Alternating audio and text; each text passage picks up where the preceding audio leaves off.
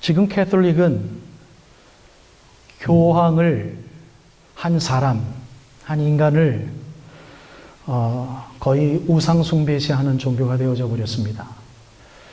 그것이 잘못인지 잘못이 아닌지도 생각할 수 없을 정도로 습관이 되어져 있는, 종교적인 습관이 되어져 있는 큰 뿌리 중에 하나입니다. 그래서 캐톨릭을 정말로 그 캐톨릭의 신학까지도 잘 이해하고 캐톨릭을 다니고 있는 사람들에게 또는 그 신부들에게, 저 어렸을 때 신학 대학생 때나 신학 대학원생 때 이렇게 얘기를 하면 전혀 통하지가 아니하는 것 중에 하나가 교황을 신격화하는 것을 너무 이거 좀 무리가 있지 않느냐, 나름대로 예의를 갖춰서 말을 드리면 그는 그만한 존재이다.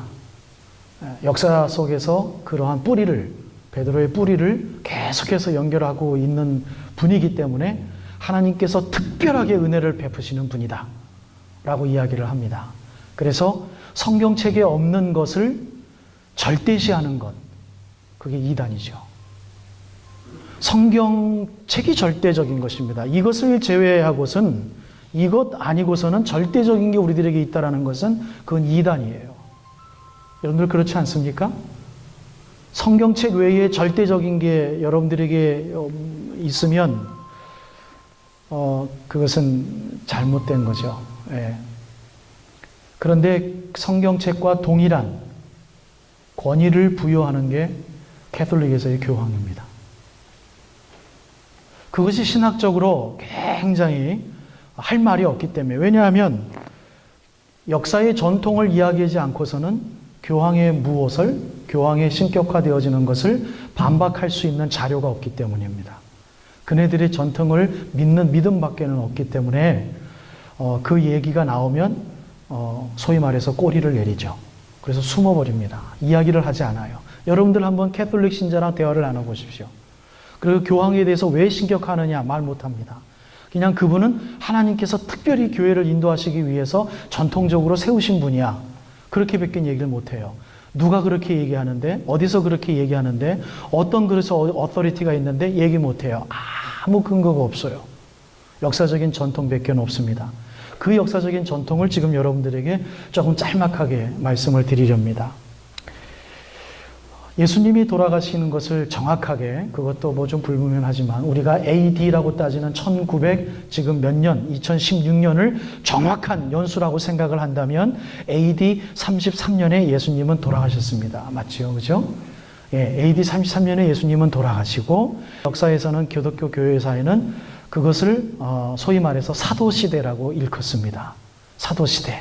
그래서 사도들이 AD 3, 40년 이후에 예수님이 돌아가신 이후에 40년, 50년 막 전도를 하지 않습니까? 야고보가 제일 처음 죽고 계속해서 뭐 전도를 하고 시작하지 않습니까?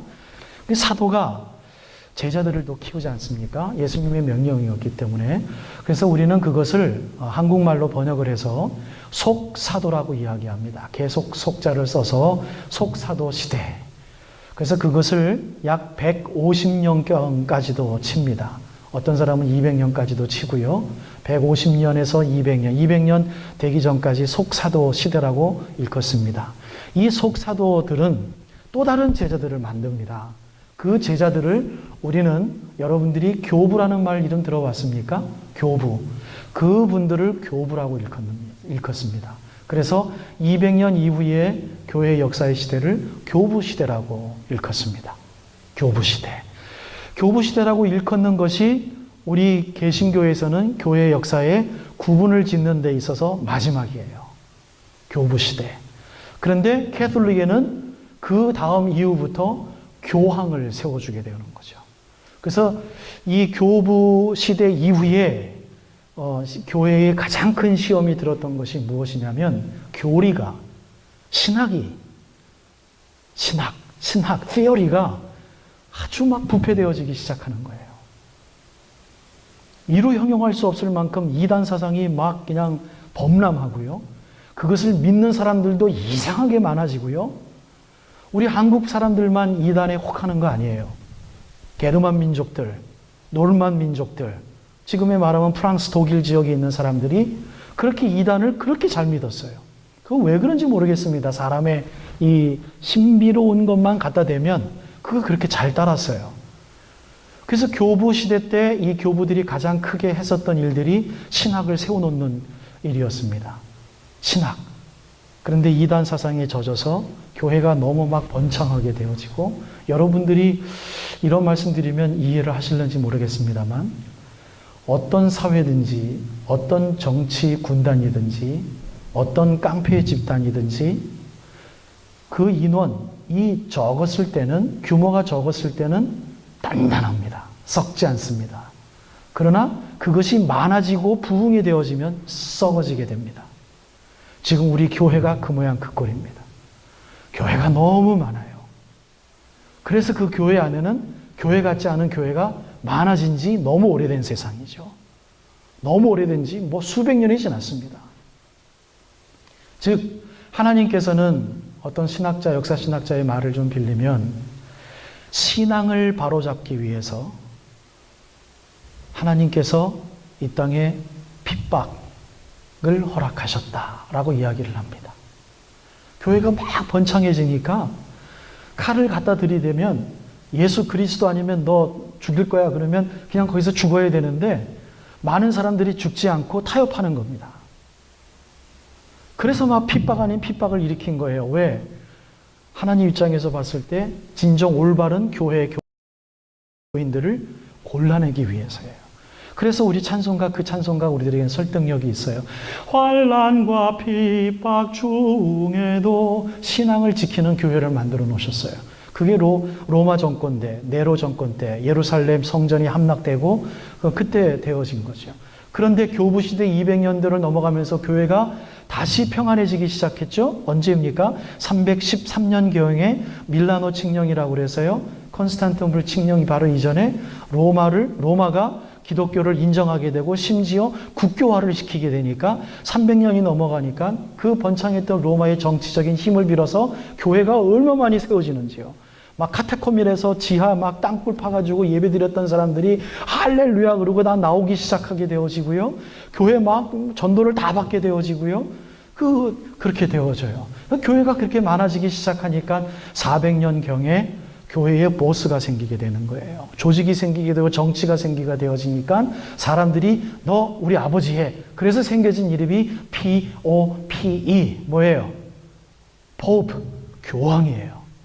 그래서 너희들은 나를 교황이라고 불러라 라고 시작한 것이 제일 처음 생겨진 마지막 교부의 제일 마지막 학생 같은 사람, 그 사람이 바로 레오 1세라는 사람이 자기 스스로 교황이다라고 시작을 한 게 우리 교회 역사 속에 시작이 되어진 것이죠. 그러니까 교회가 쭉 가다가 하염없이 타락하게 된 거예요. 교회가 하염없이 타락하게 돼. 신앙적으로나 신학적으로나 리더들, 프리스트, 신부들이나 지금으로 말하면 목사들이죠. 하염없이 타락하게 되어지는 겁니다. 그래도 제일 마지막 타락하기 전까지를 기독교 역사에서는 몇 년으로 치느냐면요. 그레고리 1세 교황이 되어졌을 때 그게 바로 590년 경인데요. 여러분들 그레고리안 챈트라고 들어봤습니까? 아도라무스 테 크리스테. 정말 졸리는 노래. 이 그레고리안 1세가 음악을 굉장히 좋아했어요. 아마 웬만한 프리스트들 중에서 그레고리 1세 뛰어넘지 못할 겁니다. 작곡도 많이 하고요. 그래서 교회의 음악이 많이 발전했던 시대예요. 그래서 그레고리 1세 교황 이름을 따서 그레고리안 찬트라는 말이 나온 거죠. 근데 이 그레고리 1세 바로 600년경의 이후로 이 교회는 하염없이 타락하게 되어집니다. 여러분들이 잘 아시다시피 이 시대가 봉건 시대예요. 그래서 땅이 있는 사람들, 땅이 많은 사람들은 부자가 되어지는 거고요. 땅이 많은 사람들이 칼 잘 쓰는 사람들 막 하이어해가지고요. 자기가 성을 만들어서 자기가 군주가 되어지는 거예요. 그래서 지금으로 따지면 샴버그 또는 허프먼 에스테이트, 엘링턴 하이츠, 로셀, 엘그로브 빌리지 이 정도의 땅을 차지한 돈 많은 사람들이 1000명, 10,000명의 군사들을 키워가지고 다 뭐가 되는 거예요? 제후가 되어지는 거예요. 그걸 우리는 봉건제도라고 말하지 않습니까? 땅이 최고인 거예요. 땅, 부동산. 지금도 그렇지만 땅이 많아지니까, 이 땅이 많아지니까 그곳에서 교회 개척을 하려면 누구한테 아부를 해야 됩니까? 그 제후한테 아부를 해야 돼요. 그래서 교회의 리더들, 신부들이 그 제후들과 결탁을 하게 되는 거죠. 그러니까 교회가 정치적으로 따라지게 지니까 결국은 교회가 뭔가 일을 하고 예배를 하고 선교 사역하려면 돈이 있어야 되는데 제후의 서포트가 되어지지 않으면 그 교회는 망하는 거예요. 그 땅에서 설 수도 없어요.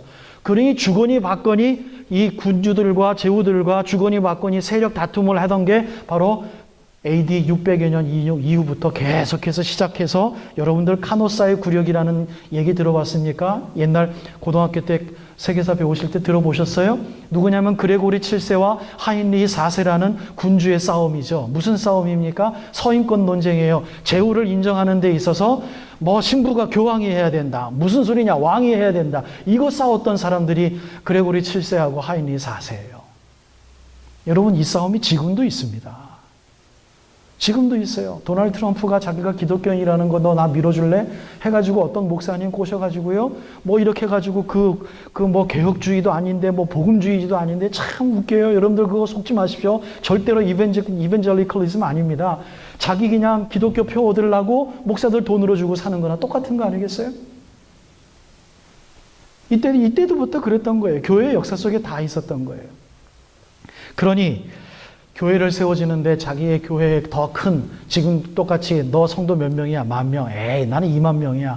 그러면은 서로 목사들끼리 회식할 때 누가 힘이 있습니까? 20,000명 목회자가 힘이 있는 거예요. 이때 똑같은 거예요. 예.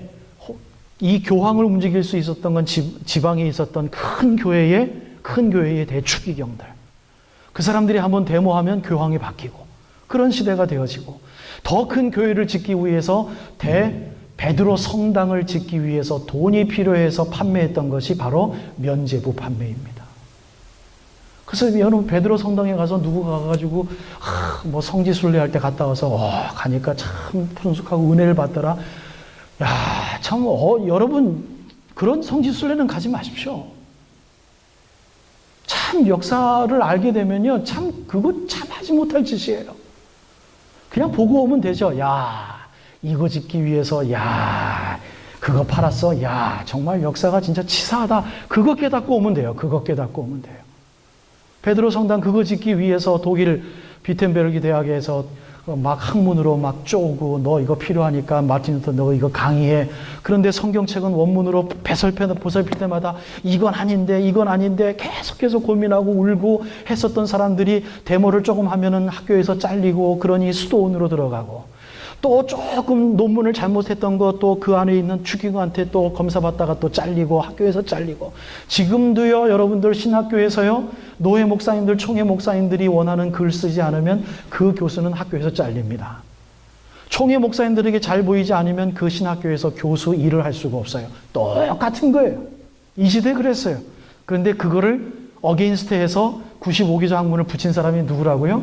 마틴 루터예요. 그래서 마틴 루터가 비록 호빵같이 생겼지만 대단한 사람인 거예요. 자사랑이나 다름없는 거예요.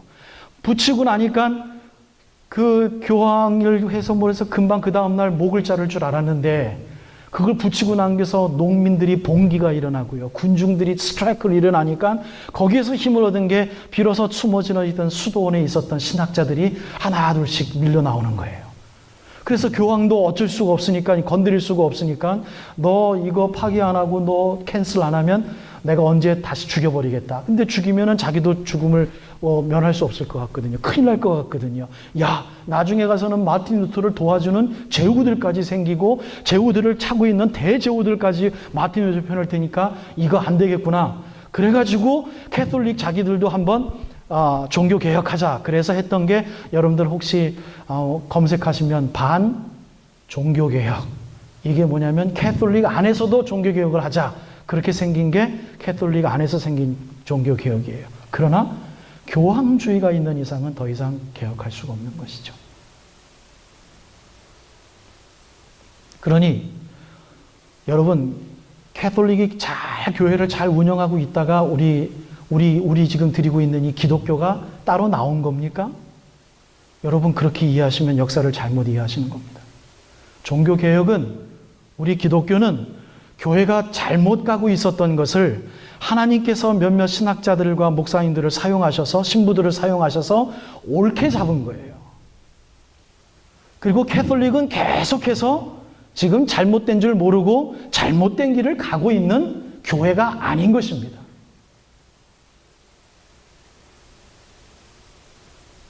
그런데 제가 캐톨릭을 이렇게 막 평가절하 하니까 화가 나십니까? 여러분 그렇게 이해를 하셔야만 됩니다. 마지막 하나만 더 말씀드리고 제가 디모데후서 4장에 있는 말씀을 좀 말씀드릴게요. 저는 어디 가서든지 캐톨릭 교회 다닌다고 해서 구원이 없다라고 하는 말씀은 하지 않습니다. 왜냐하면 그 구원은 개인 신앙이고요. 그 구원은 하나님께 달려있는 거기 때문에 어느 누가 구원을 받는다, 받지 못한다 얘기할 수 없어요. 구원을 받을 수 있는 건 그가 예수 그리스도에 대한 믿음과 예수 그리스도가 제자가 되기 원하는 그러한 그 행위가 있는 믿음을 소유하기 위한 그 몸부림이 있다면 그건 하나님이 분명히 구원해 주십니다. 그것이 성경 말씀에서 가르쳐주고 있는 것입니다. 하지만 안타깝게도 두 가지 사실이 다 공존합니다. 교회 안에서도 구원받지 못할 자들이 있다면 캐톨릭 교회 안에서도 그 교리가 그렇게 타락한 교리인지를 모르고 다니는 분들이 있다면 그분의 신앙이 잘 하나님께서 기뻐 받으시는 신앙이 있다면 그건 who knows? 누가 알겠습니까? 그렇죠? 그걸 분파를 만들고 선을 날라서 개인적인 신앙을 이야기는 할 수는 없습니다. 그러나 지금 말씀을 전하는 제가 여러분들에게 분명히 말씀드릴 수 있는 것은 캐톨릭은 잘못된 신학이고요. 더 이상 교회도 아니고요. 그것은 기독교도 아닙니다. 그래서 우리가 종교개혁을 지키고 있는 것이고요. 우리가 종교개혁 기념주일을 지금 예배를 드리고 있는 것이고요. 이것이 우리들에게 그렇게 중요한 의미가 있는 것입니다.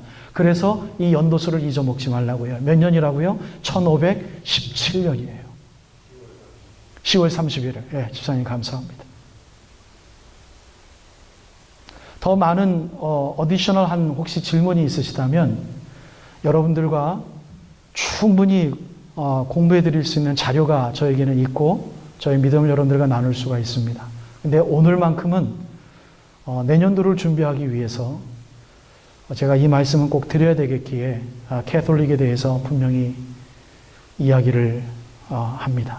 이야기를 하는 가장 큰 이유는 결정적으로 1301년에 보니페이스 8세라는 교황이 살바토르 문디, 라틴어입니다. 문디가 이 문디야 그런 문디가 아니고요.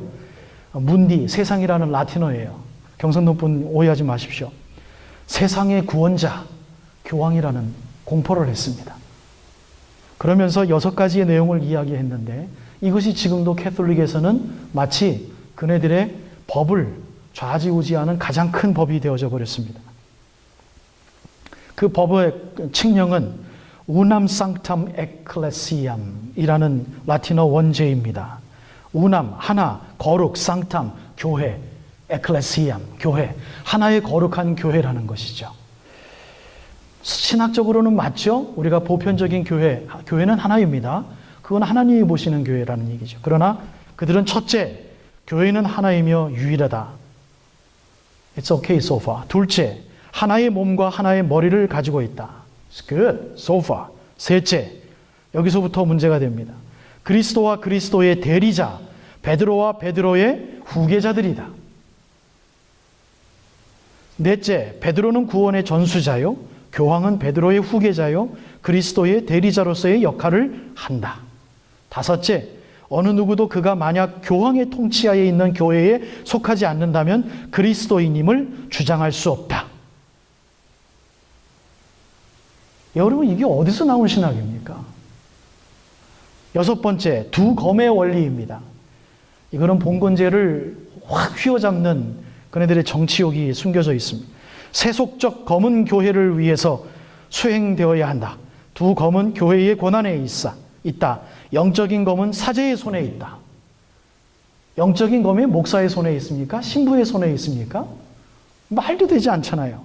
세속적 검은 왕과 전사의 손에 있으나 사제의 명령을 받는다.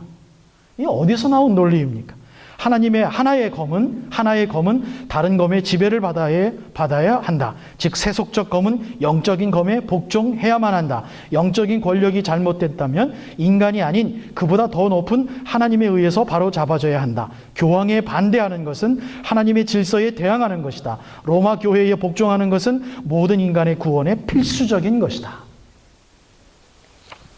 이게 1301년 현재의 캐톨릭의 신학적인 뿌리 중에 뿌리를 잡고 있는, 신학도 아니고 사회 법률도 아니고 마치 유대교 이스라엘 백성들이 또 다른 법률을 정해서 구원의 그 반열에서 제외된 것처럼 똑같이 또 다른 자기네들의 역사 속에 있어지는 법령을 정해서 하나님을 믿는 기독교가 아닌 또 다른 종교를 지금까지도 이야기하고 있는 단서가 되어지는 법령입니다. 사랑하는 우리 성도 여러분, 사도 바울은 디모데후서 3장과 4장에 여러분들과 제가 말씀을 나눴듯이 세상은 이렇다라고 이야기를 합니다. 여러분 같이 읽었지만 다시 한번 제가 성경 말씀을 좀 쉽게 여러분들에게 다시 한번 말씀드릴 테니까 한번 들어보십시오. 세상의 말세 때는 이렇게 힘들어하는 때가 이를 것입니다. 사람들이 자기만을 사랑할 것이고요. 돈을 너무 좋아할 것이고요. 자기도 모르게 자기를 자랑할 때가 이를 것입니다. 그리고 자기의 분수를 몰라서 모든 다른 사람들을 자기보다 나게 여기는 하나님의 덕이 없어지는 교만이 팽배할 때가 이를 것입니다. 그리고 자기도 모르게 남들을 서로 욕할 때가 있을 것입니다. 심지어 부모님조차도 거역하게 되고요. 감사하는 마음은 마음속에 있지도 않고요. 거룩이라는 것은 사람들의 마음속에 반드시 없어질 때가 있을 것입니다. 정이 없어서요, 양심을 잃어버릴 세대가 있을 것이고요. 너무 원통해서 원통함을 풀지 못해서 결국에는 사람을 죽이기까지 할 때가 있을 것입니다. 서로 모함하고 중상모략하고 참지 못하고 인내하지 못해서 서로 사나워질 때가 있을 것입니다. 착한 것, 조금이라도 착한 것, 이것은 다른 사람들에게 별로 인기가 없어질 세대가 곧 있어질 것입니다. 배신하는 것, 이거는 툭하면 할 때가 있을 것이고요. 마음이 너무나도 조급해서 사람들의 마음을 갉아먹을 때가 있을 것이고요. 너무 자만해서 그 자만이 자기를 결국 쓰러뜨릴 때가 있을 것이고요. 하나님 사랑하는 것보다 하나님 사랑하는 말은 할 것이지만 그저 노는 것을 좋아할 때가 반드시 이를 것입니다. 그리고 마지막으로 너무 배운 것이 많아서 경건의 모양은 있을지 모르겠지만 경건의 능력은 그들 마음속에서 찾아볼 수 없을 때가 있을 것입니다. 이 같은 자들을 만나게 될 것인데 사랑하는 디모데요, 이러한 사람과 친하게 지내지 마시오. 여러분, 이게 디모데후서 3장 1절에서 5절에 있는 말씀, 좀 편한 말로 여러분들에게 다시 한번 읽어드린 것에 불과합니다. 어떻게 말합니까? 우리들 마음속에 조차도 있는 이 더러운 것들, 세상의 모습들, 그것과 친하게 지내지 말라는 거예요. 여러분, 남들에게만 있으면 그건 또 다른 교만이 됩니다. 우리들에게도 있어요. 나에게도 있어요. 즉 세상의 모습이 교회, 나에게 있어요. 우리 이 교회 안에 세상의 모습이 있어요. 그것을 발견하라는 거예요. 그래서 2절에서부터 5절 마지막 절, 경건의 모양은 있지만 능력이 없다라는 아주 극도에 달하는 아주 참 듣기가 참 민망할 정도의 힘든 말까지 사도 바울이 지금 쓰면서 그러한 모습과 친하지 말라고 이야기를 하는 거예요. 여러분들 마음속은 어떠세요? 그러면서 디모데후서 4장에는 사도 바울이 디모데에게, 그 젊은 청년 디모데에게 이렇게 부탁을 합니다. 그의 나라를 두고 하나님 나라, 이미 임한 네 마음속에도 있고 내 마음속에도 있는 하나님의 나라, 하지만 아직도 임하지 아니한 우리가 약속으로 선물을 받은 그 휘황찬란한 너무나도 거룩한 완벽한 나라, 그 나라를 두고 내가 엄히 너에게 명령을 하노니 하면서 하는 말 한번 들어보십시오. 말씀을 끝까지 전파해 줄 수 있겠니? 말씀을 계속해서 설교해 줄 수 있겠니? 말씀을 계속해서 증거해 줄 수 있겠니? 그런데 그 말씀 전하는 것을 때를 얻을 때, 장소가 좋을 때, 설교를 할 만할 때 한다면 너는 설교할 수 없어. 그러니 부탁하는데 때를 얻든지 못 얻든지 설교자의 마음을 가져줄 수 있겠니? 여러분, 이게 우리들에게 도전이 되는 것 같아요.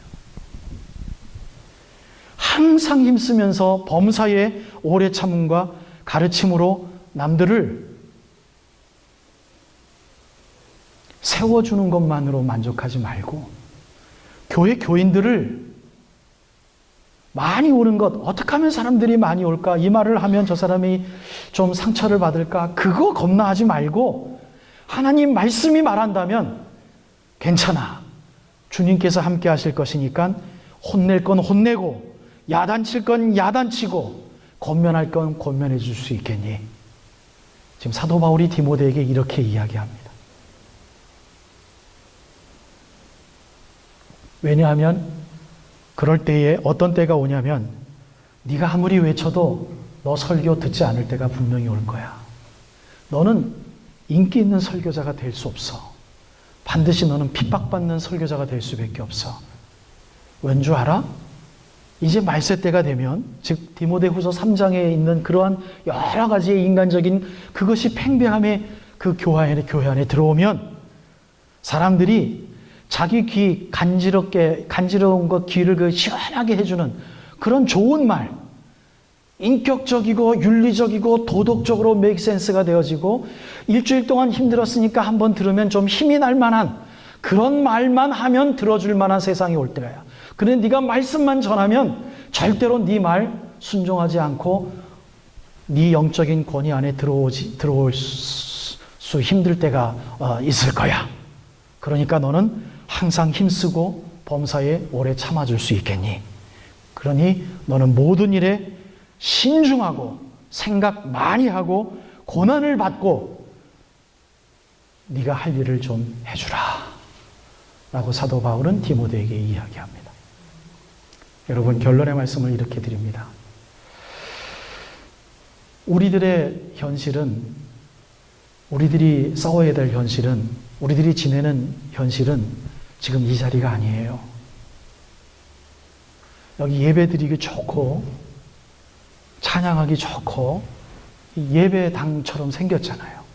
이 우리들의 현실이 예배터가 아니에요. 우리들의 현실은요,